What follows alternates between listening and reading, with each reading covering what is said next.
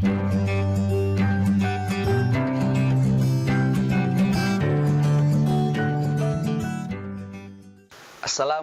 warahmatullahi taala wabarakatuh. Kembali lagi bersama Bapak Njang Abdul Jabar dari Ciamis. Dalam pertemuan kali ini, pertemuan yang ke-7, Bapak akan menerangkan pendidikan agama Islam dan budi pekerti untuk kelas 10. Bab 7 adalah meningkatkan martabat dengan berpakaian syar'i. Namun, sebelum kita memulai pembelajaran, ada beberapa hal yang harus kita persiapkan. Yang pertama, seperti biasa kita siapkan alat tulis. Kedua, siapkan Al-Quran terjemah bila perlu. Yang ketiga, pastikan kuota kalian tetap masih ada ya. Yang keempat, simak dengan baik penerangan Bapak dan juga catat ataupun perhatikan, simak yang ada dalam video tersebut. Nanti juga di belakang video ada tugas yang harus kalian kerjakan. Yang kesekiannya, kelima terakhir, berdoa sebelum kita mulai pembelajaran. Nah, sebelum kita mulai pembelajaran, kita mulai dengan pembacaan basmalah bersama-sama. Bismillahirrahmanirrahim. Meskipun kita belajar dalam sebuah video, mudah-mudahan tidak mengurangi rasa hormat, mengurangi rasa takdim. Mudah-mudahan kita bisa mendapatkan berkah dan juga kita bisa mendapatkan ilmu yang bermanfaat dari awal sampai akhir kita berada dalam lingkungan Allah Subhanahu wa taala. Amin ya Allah ya rabbal alamin. Ada beberapa capaian yang harus kalian capai dalam pelajaran kali ini. Yang pertama, kalian harus bisa membaca Quran Surat Al-Ahzab ayat 36 sesuai dengan kaidah tajwid dan makhrijul huruf yang tepat. Selanjutnya, kalian juga harus bisa menghafal Quran Surat Al-Ahzab ayat 36 dengan lancar dan juga fasih. Selanjutnya, kalian harus berperilaku sesuai dengan anjuran Quran Surat Al-Ahzab ayat 36, yaitu meningkatkan martabat dengan berpakaian syar'i. Baiklah, masuk dalam materi berpakaian syar'i. Berpakaian dan menutup aurat merupakan kewajiban bagi seorang muslim dan muslimah. Kriteria berpakaian yang benar bukan dilihat dari pantas atau tidaknya kita berpakaian, bukan dilihat dari tren atau enggaknya pakaian tersebut, melainkan kita berpakaian, kita menutup aurat harus bersumber sesuai dengan aturan Al-Quran dan juga Al-Hadis. Sebagaimana Allah telah berfirman, Bismillahirrahmanirrahim. Wa ma kana lil mu'minin wa la mu'minatin idza qadallahu wa rasuluhu amran ay yakuna lahumul khiyaratu min amrihim wa man ya'sillaha wa rasulahu faqad dhalla dhalalan mubina. Yang artinya, dan tidaklah pantas bagi laki-laki yang mukmin dan perempuan yang mukmin apabila Allah dan Rasulnya telah menetapkan suatu ketetapan akan ada pilihan yang lain bagi mereka tentang urusan mereka, dan barang siapa mendurhakai Allah dan Rasulnya maka sungguh dia telah tersesat dengan kesesatan yang nyata. Nah, jadi berpakaian muslim yang baik adalah sebagai berikut. Tidak menutup seluruh badan kecuali yang dikecualikan. Kalau misalkan wanita, seluruh tubuh manusia, seluruh tubuh badan wanita kecuali muka dan juga telapak tangan. Kalau laki-laki, auratnya yang wajib ditutup adalah dari pusar sampai dengan lutut. Tapi kalau kita hanya memakai pakaian itu mungkin terlihat kurang pantas. Ya, jadi diperindah lagi pakaiannya supaya menutup tubuh kita dengan baik dan juga rapi, seperti itu. Yang kedua, pakaian bukan sekedar perhiasan. Karena kalau pakaian hanya sekedar perhiasan, banyak pakaian-pakaian yang bagus tapi tidak menutupi aurat. Ada pakaian yang tangannya dipotong, ada pakaian yang belahan dadanya terbuka, ada pakaian yang terlihat ketat, ada pakaian yang banyak. Jadi kalau pakaian ini tidak boleh berupa hanya perhiasan, tapi memang harus menutupi yang harus kita tutupi. Menutupi badan yang terbuka supaya tidak menjadi fitnah. Nah, jadi seperti itu.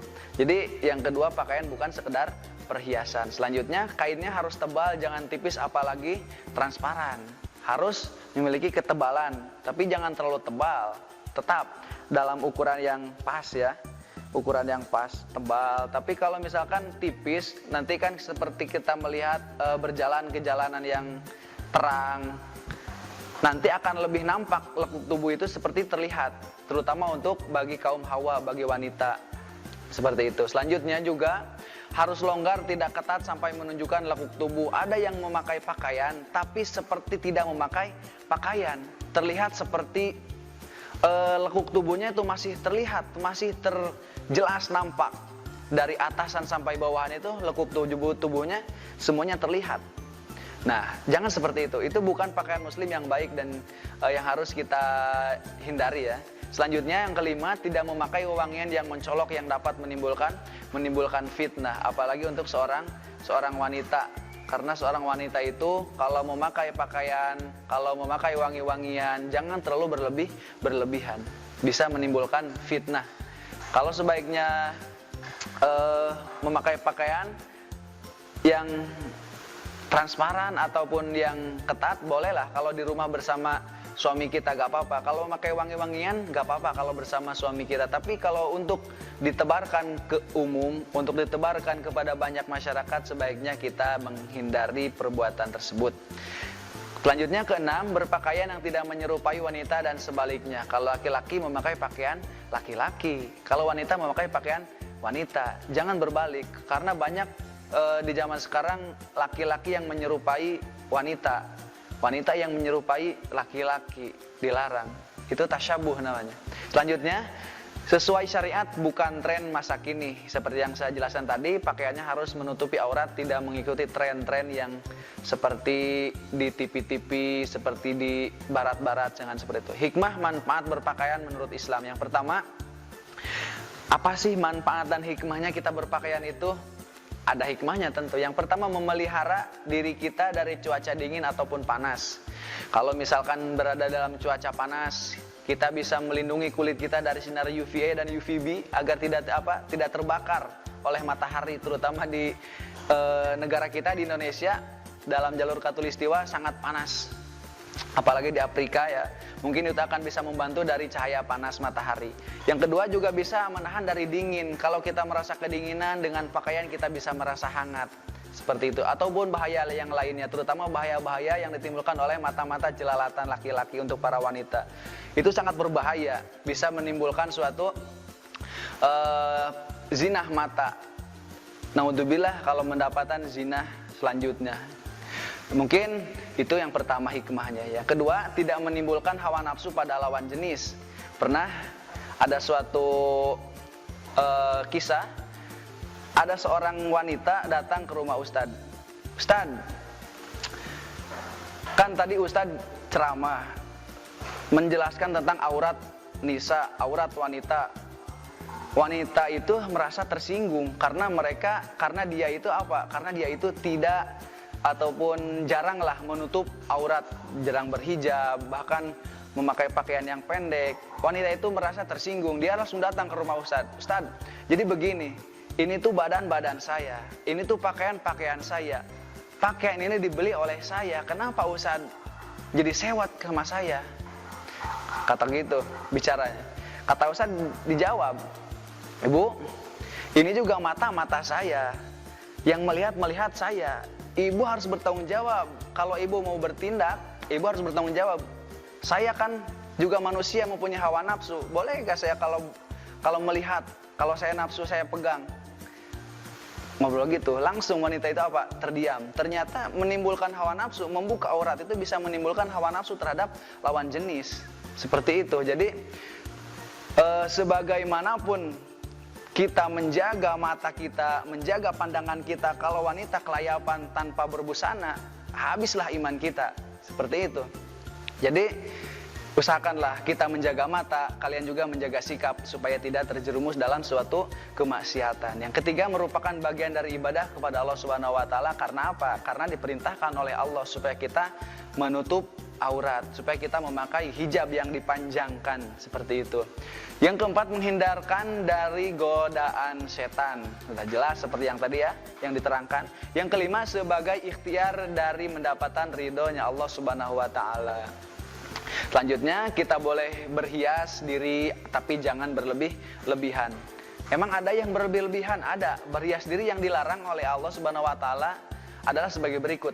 Seperti apa? Dilarang memotong rambut apabila memotongnya hanya untuk membuat ria. Ria itu apa? Ria itu untuk memamerkan, menyombongkan diri.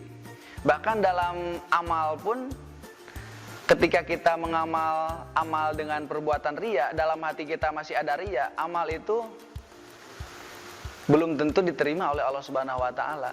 Bahkan jauh untuk bisa diterima oleh Allah. Karena apa? Karena ria itu adalah musyrik yang kecil. Di mana letak musyriknya?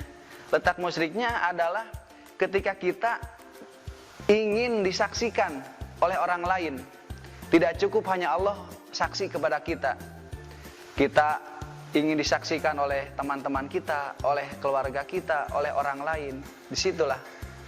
Makanya ketika kita masih mengingat amal perbuatan kita, ciri-cirinya adalah amal kita belum diterima. Karena amal kita masih akan dipertontonkan, diucapkan ketika kita mengalami kekecewaan seperti itu. Jadi dilarang memotong rambut ataupun yang lainnya, intinya dalam perbuatan ria. Pakaian pun sama-sama. Kedua, dilarang memakai wangian-wangian yang mencolok seperti yang tadi diterangkan.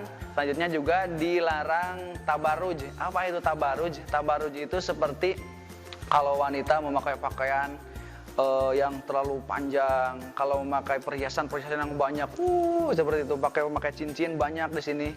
Seperti kalau punya batu akik, semua jari tangan kita mempunyai batu akik. Kalau jalan tuh seperti ini, batu akik semua. Jadi dilarang tabarruj. Yang selanjutnya mencabut atau mencukur bulu alis. Nah, dilarang juga ini, dilarang dicukur. Mengukir gigi ataupun operasi kecantikan, karena itu dapat mengubah takdir kodrat kita ya, seperti itu. Jadi jangan yang insan-insan. Kalau misalkan mau dirubah secara perlahan, seperti dengan berolahraga. Misalkan kita kan juga kan tubuh kita kecil, tubuh kita tidak berotot, kita bisa melaksanakan dengan banyak berolahraga, bisa merubah, tapi tidak merubah kodrat, tapi dengan berusaha. Nah, seperti itu. Ada beberapa tugas yang harus kalian kerjakan, yaitu bacalah Quran Surat Al-Ahzab ayat 36 yang tadi dengan baik dan benar berupa dalam rekaman video. Tulislah sebanyak-banyaknya hukum bacaan tajwid yang terdapat pada Surat Al-Ahzab ayat 36 di buku tulis. Seperti biasa, untuk absensi ketik hadir dalam komentar, formatnya nama, kelas, dan juga ketikan hadir. Selanjutnya, kirimkan tugas kalian di WhatsApp grup. Terima kasih, selamat mengerjakan, selamat menjalankan hari-hari kalian. Mudah-mudahan kita semua bisa mendapatkan ilmu yang berkah, ilmu yang bermanfaat, dan kita bisa mengamalkan di kehidupan sehari-hari. Mungkin sekian dari Bapak. Mohon maaf bila ada kesalahan. Wallahu muwaffiq wa ila aqwamit thoriq wa hidayah wa taufik. Wassalamualaikum warahmatullahi taala wabarakatuh. Kunjungi sosial media lainnya seperti website kami di pkbmalfata.com, Facebook PKB Malfata Mananjaya, Instagram PKB Malfata Official. Dan terima kasih telah klik video ini. Jangan lupa like, comment, share, dan subscribe untuk menunjukkan dukungan kamu terhadap channel ini. Enjoy the video, PKB Malfata.